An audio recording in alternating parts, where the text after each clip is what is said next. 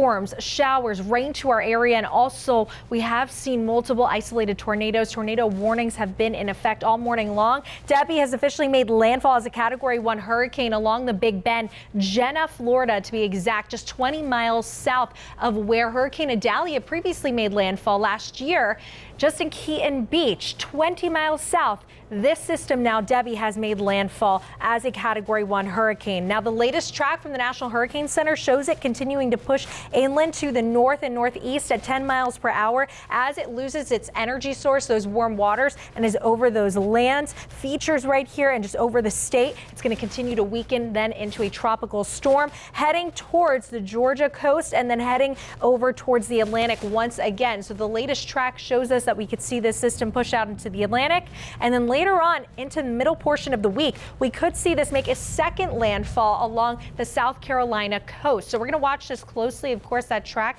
can shift a little bit heading into the next couple of days, but overall we are still feeling very similar impacts from yesterday and to today. So please know that the alert has not ended either, with the threat of more isolated tornadoes today. We do have a tornado watch in effect up until 4 o'clock. We continue to see that flooding is the major issue for us. Here's the eye of Debby right now, continuing to push into portions of Perry, Cross City, very similar areas that felt major impacts from flooding from previously Hurricane Idalia last year. So they're seeing a very similar setup and situation as we continue to see this hurricane pushing to the north and northeast. There's flash flood warnings there along with our area. Here's that tornado watch, again in effect until 4 p.m. So please make sure you download the 10 Tampa Bay app and turn those alerts on, so that way if we do see more tornado warnings, that you have a way to receive those alerts immediately. Now, seeing future cast of the storm system, we're going to continue to get those outer fringes and bands of the system even into later on this afternoon and tonight. Take a look,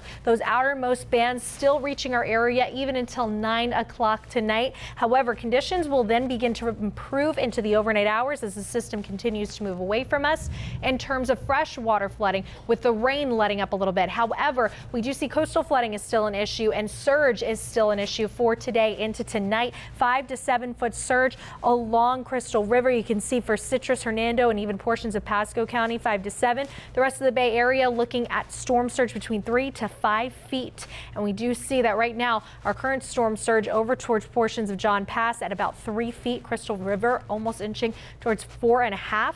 And also rainfall totals absolutely insane for today. And overall, your 7-day forecast showing us that we have a weather impact alert day. Hurricane Debby bringing us bands of rain and wind, and also seeing isolated tornadoes remain a threat. And we have a tornado watch until 4 o'clock. Conditions will rapidly improve heading into tomorrow and the rest of this work week.